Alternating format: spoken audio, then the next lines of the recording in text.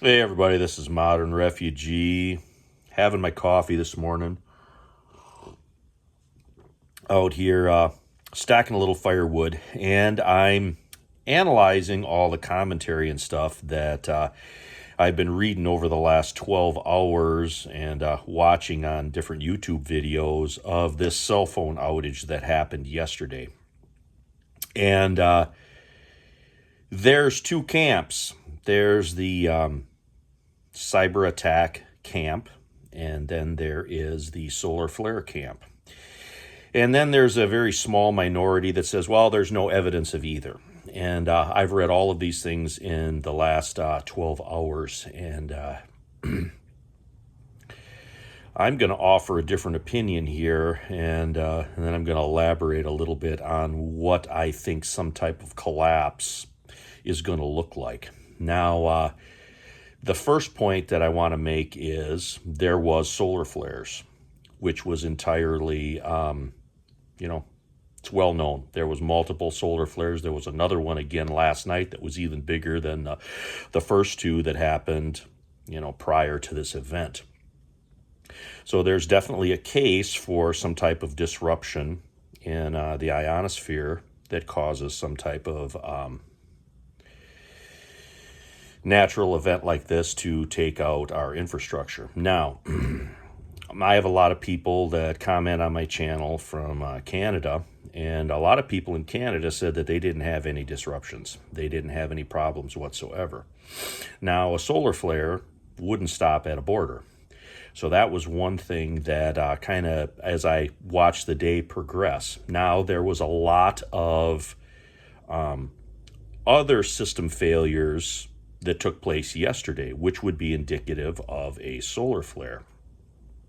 But then there was also the cascading nature of the disruptions. They seem to get worse as the day goes on. Now, there's a couple of things. One is the timing of it. The end of February. This is the anniversary of several geopolitical events that have taken place in the last few years that, would correspond with some type of anniversary incident. Let's put it that way.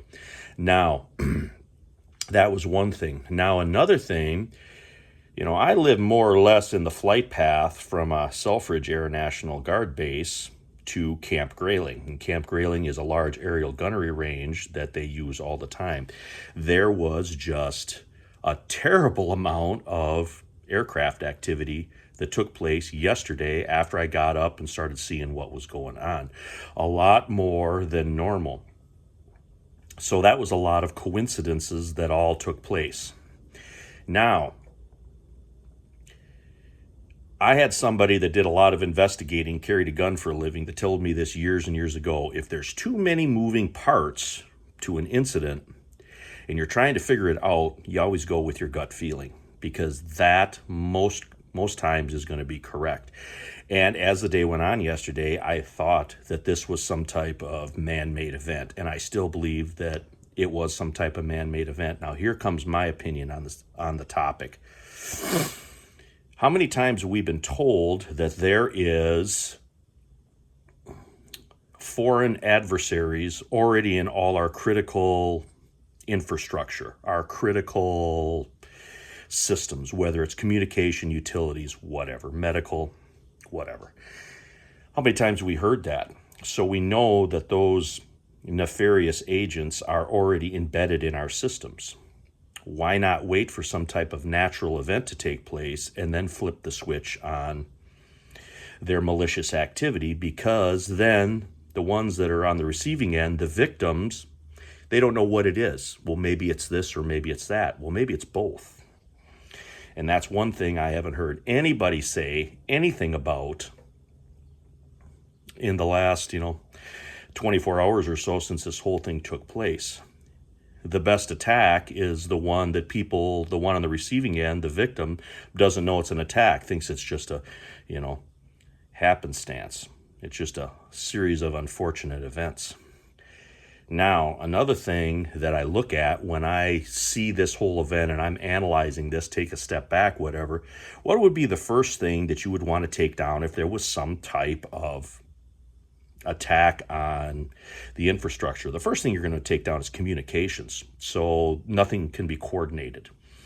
Well, maybe it was a probing thing. Maybe they wanted to see once what, how our reaction's going to be, because, that's an old tactic from way back. You do a probing attack and see how the enemy responds to it.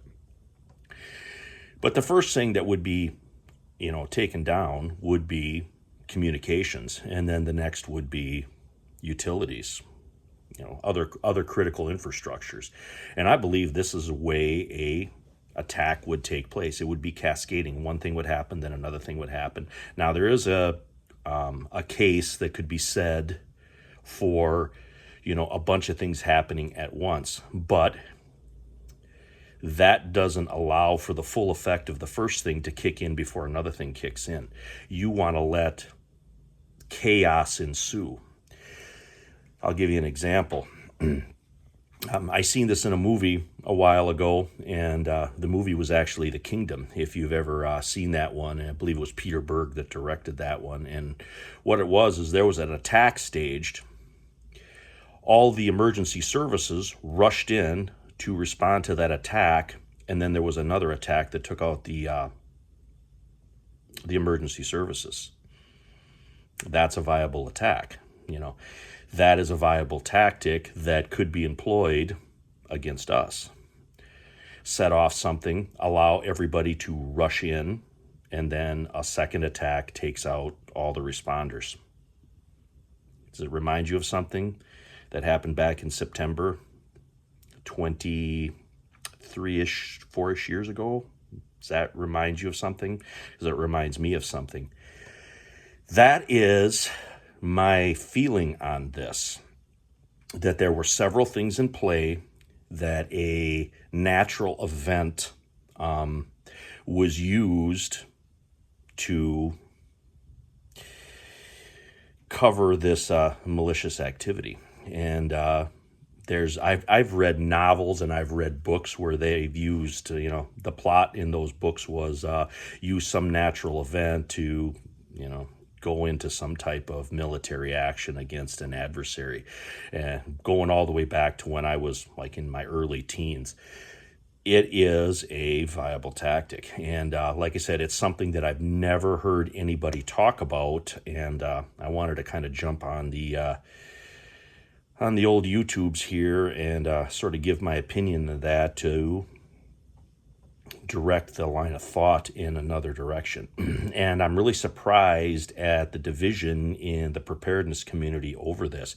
There is hard divisions between the two lines on this.